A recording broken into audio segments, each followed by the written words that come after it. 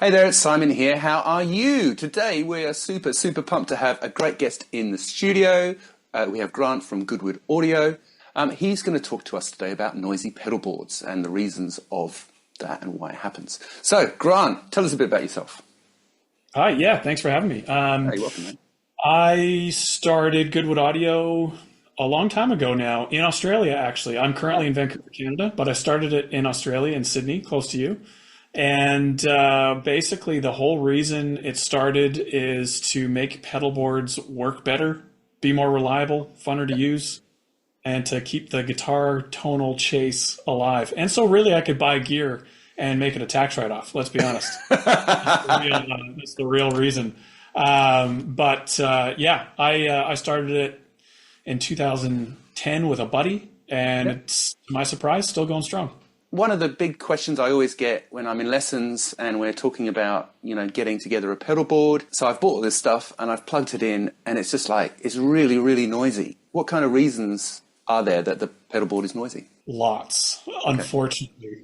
Noise, I have had rigs I've built where it has been 10 hours of trying to track a noise, and I am in the shop swearing, ripping my head out, like, why is this? I cannot find it. And it's pedals and cables. Like, it shouldn't be that hard to figure out. Yeah. But sure enough, sometimes noises can just be the most frustrating thing on a rig to track down. The first thing I saw that you'd mentioned was the lighting in guitar pickups. Yeah. This is a frustrating one, because the reason it's frustrating is you can't, as the guitar player, you can't do too much to prepare for this one, unfortunately. There are little things you can do, but basically there's certain types of lighting, and this, again, can be venue dependent. Yeah. There's certain types of lighting. The most recent one, I work out of a church, and so right now I'm in extra office space in a church here in Canada. Okay. And I was just messing around in their kind of main auditorium, Yeah. and I had the noisiest rig I've had in a long time. And so me and one of my friends just started tracking things down, and turned out it was a dimmer that was being used on some of the main lights. And so the dimmer was set halfway, and whenever it was set halfway, my amp lit up as far as extra noise in ways that just didn't sound great. Yeah, right. And as soon as we turned those lights off, we didn't even have to unplug them, just turn them off, it went quiet again. Yeah, right. And you could just control the noise of my amp by turning this dimmer up and down. Amazing. And so just little things like this, lighting wise, I couldn't prepare for that. There's nothing I could have done before showing up. Let's say I was at a gig. Yep. There's nothing I could have done to prepare for that, but yet here we are. And so the quality of the venue, if they're a venue known for doing good audio and gigs, you shouldn't have issues like this. They should have separate power. They should have lighting that isn't going to destroy guitar pickups and create all this extra noise. But lighting is a big one, and especially with people at home. LED lighting. I know you've had some fun experiences with LED lighting. One of the things I'll tell people to do if they suspect lighting being an issue, firstly, turn the volume pot on your guitar off. Yeah. And if the noise disappears, you've just cut the source basically in between your amp and your pickups, and now it's pointing towards a pickup interaction thing going on if you turn your volume pot off and the noise disappears. So if that happens, if you're practicing at home, turn off all of your lights and play in the dark, essentially. And if the noise goes away, then turn one light on at a time and see when the noise comes back in, and you'll find your culprit. And that's that's a very brief overview, but that's kind cool. of That's a really good tip. and trying to find the noise and if it's lighting or not. Yeah, certainly. That's certainly, I've experienced that in a lot of different venues. There was a venue a place I used to teach in sometimes when I used to do lessons outside of my place. And I didn't know, but the guy in the back of the warehouse had put some LEDs in. I left on Monday and I went back on Tuesday, switched all the amps on. It's like this kind of sound. I was just like, why? And I went through everything to try and figure it out. And it was only when I was having a coffee at like 20 past 11 or whatever it was. And he was like, I've got these great new LEDs in the back of my room. And I was like, okay, right. That's probably what it is. Now the question is, did he take them back down again? Well, I asked him to switch them off if he didn't need them on. So that was actually pretty nice of him. So, but I mean, they were there, but I was only there temporarily. I was only a couple of months there. So, it wasn't so bad. But I mean, at the same time, it was just amazing. It was so far as well. Like it would have been 30, 40 meters away, but obviously you're on the same circuits. Yeah. And it's something that I have experienced also in my little home sort of studio setup here is that if I have so this is a PC monitor speakers thing, if I have the PC plugged into the same sort of power, sockets as the speakers, I get hum from the speakers. So now what I do is I actually put extra plugs in on the side of the room, so there's actually different plug sockets. So I've got the PC plugged into one side and the speakers plugged into the other side, and that noise just disappeared. There's going to be things like that which you can do. Also at gigs, if I have to take a lighting rig, I always make sure the lighting rig is plugged in somewhere else than the guitar amps. Stuff like that. Yeah, that's cool. Ideally, lighting and amps or lighting and audio, should be on totally separate ground planes or grounds. But that doesn't always happen at venues, especially smaller ones. You'll be lucky. But that will get rid of a host of problems if that's the case. And when that really brings us on to ground loops, right? Yeah. Ground loops is, I would say it's one of the things that has kept us around and kept us in business. A lot of our products have ways to get rid of ground loops just because, again, this is typically a venue dependent problem.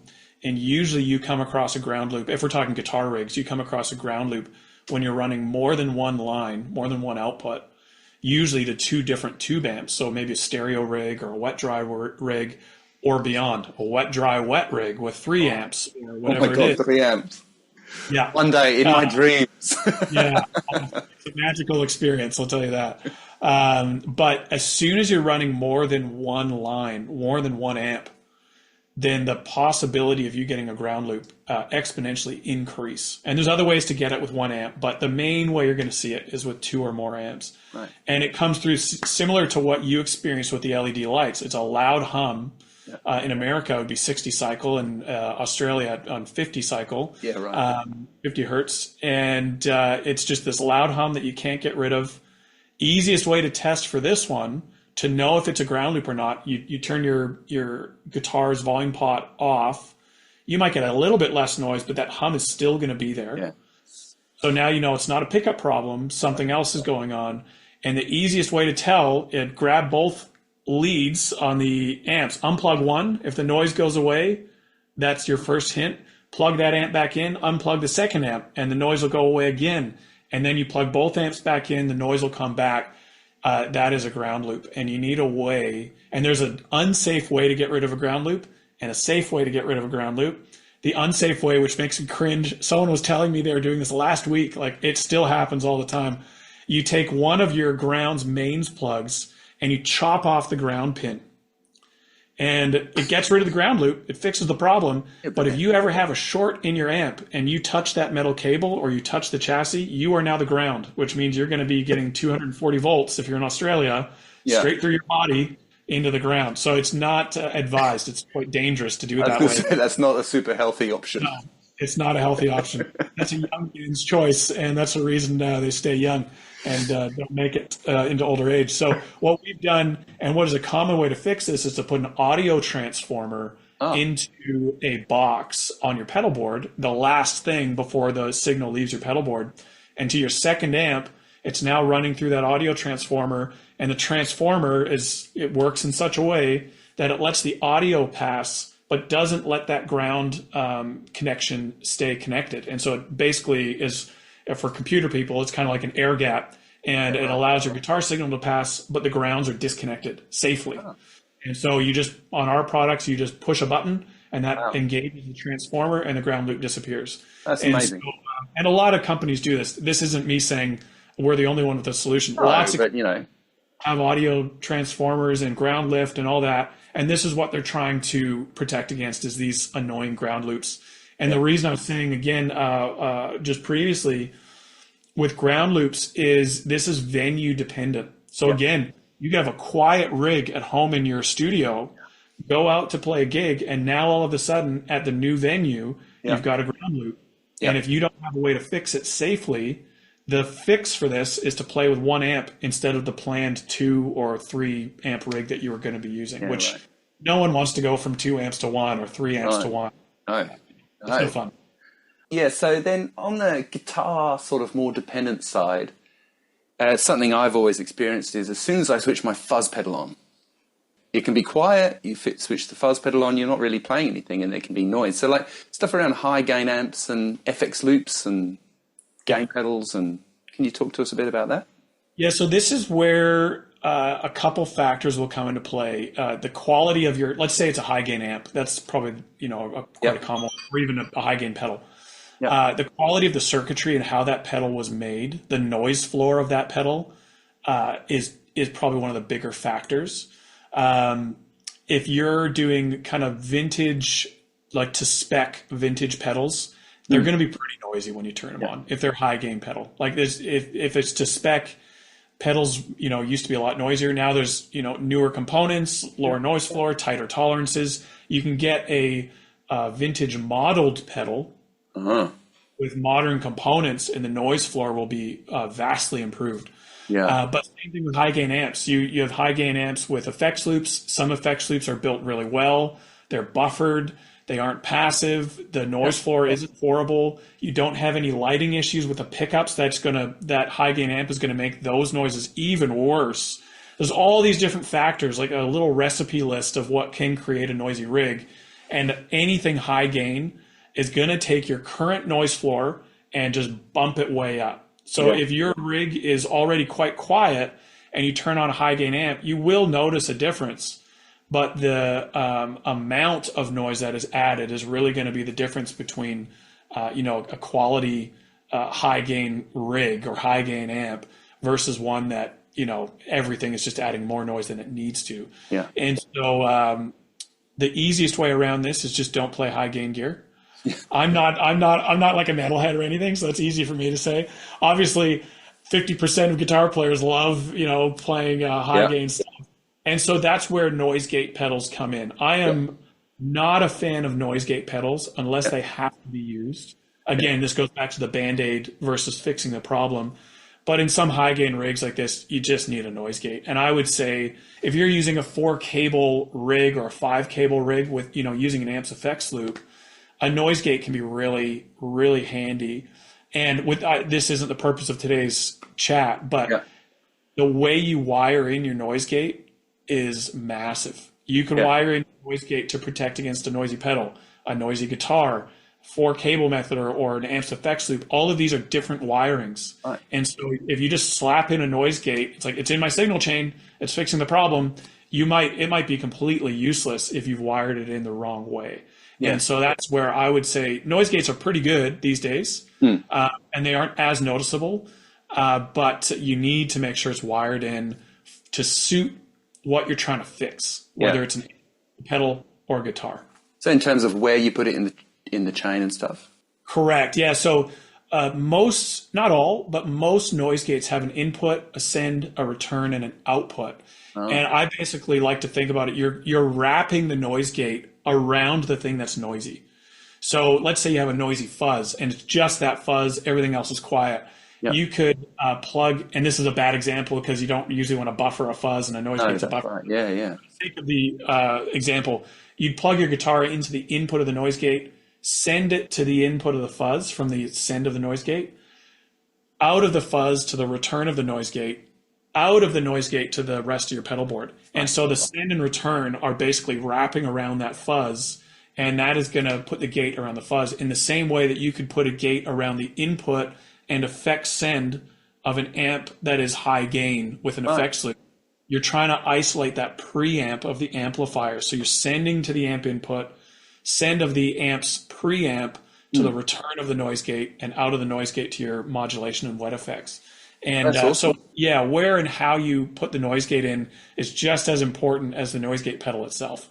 There you go. I would never have done that. I would have just put it in, Yeah. And that's why it's a common thing. Like, I have a noise gate. Why isn't it working? It's like, well, tell me how to do it in. Yeah, right. That's probably your issue.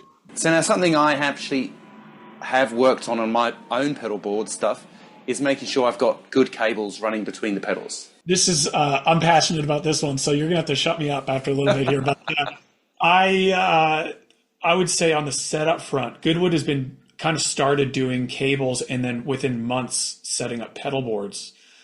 And the reason we got a lot of our business in the beginning was people come and go saying, my board is horrible. It's cutting in and out, signals, noisy, crackly, all sorts of noise. And sure enough, we got a lot of our business because people were using solderless cables. And solderless cables, especially back in the day, they're a bit better now, but still, I wouldn't rely on them on a tour. Solderless cables it's like a friction fit cable. And if you think about how rough us guitar players are on our gear, typically, a friction fit anything, when you're stomping on pedals and these cables are moving and getting jostled around and rattled and the pedal board's being dropped, and these friction fit connections don't last long. And the result of that is sometimes that connection is made, signals passing, and sometimes that connection is temporarily not made, and then you get a crackle. And so we only deal with soldered cables, which, again, Goodwood makes soldered cables, but there are plenty of great companies that make soldered cables out there. And I would just say, make sure they're using great components. Mogami cable is awesome. Canary, G&H plugs are great. Switchcraft plugs are great. Just use some great quality components. Solder the cables. Make sure you're using a company that actually knows how to solder. There are people out there that make soldered cables, but the connections are pretty rough. And you just want to make sure that if you open up that cable, you look at it, and you're like, oh, that's clean. You don't even need to know how to solder to look and appreciate the connection. Yeah. And so I would say just using reliable cables. This is on a bigger point, and it'll touch on probably a later point that we're about to chat about. But guitar players typically don't have an issue spending thousands of dollars on a guitar, thousands of dollars on an amp, and thousands on pedals. $5.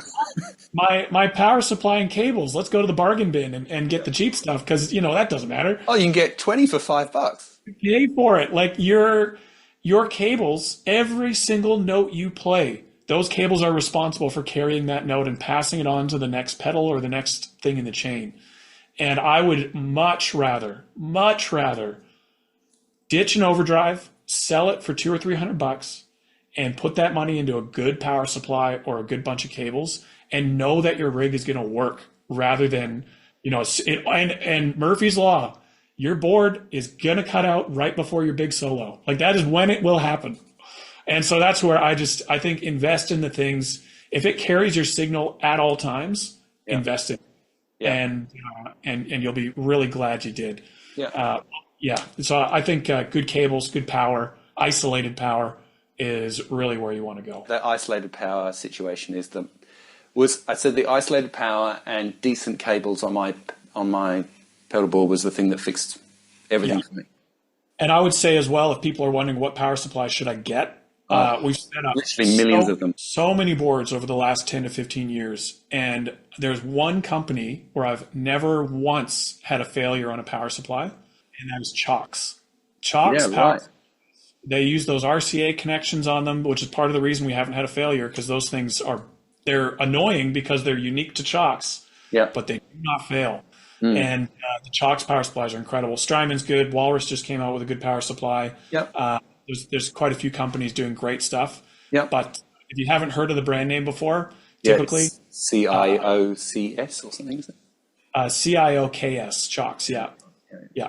Yeah. So I would stick with one of those companies, and I think you'll be glad that you will. And the good thing about those nowadays as well with power is a lot of them are modular. So you buy a Chalks DC7 with 7 outlets on it, and then you get a slightly bigger board, a couple more pedals. You can keep the 7 and add on a modular add-on and get more outlets without having to scrap your whole power supply system and buy a whole new one like you would have in the past. Sure. That's cool. All right, so that's 4 or 5 maybe really good tips on how to solve the crisis of noise on your pedal board. I just want to say thanks so much for Grant and Goodwood for your time today. I really, really do appreciate it.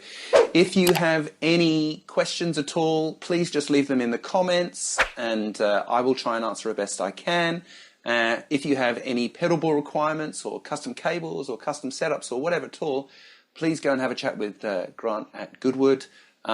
His expertise, he's been very modest today, but his expertise is really amazing, and I've been subscribing to his blog for over a year now, and it's absolutely fantastic information. So thanks so much for your time today, Grant. I really do appreciate it. No problem. Thanks for having me. That was a lot of fun. You're welcome. Cheers, mate.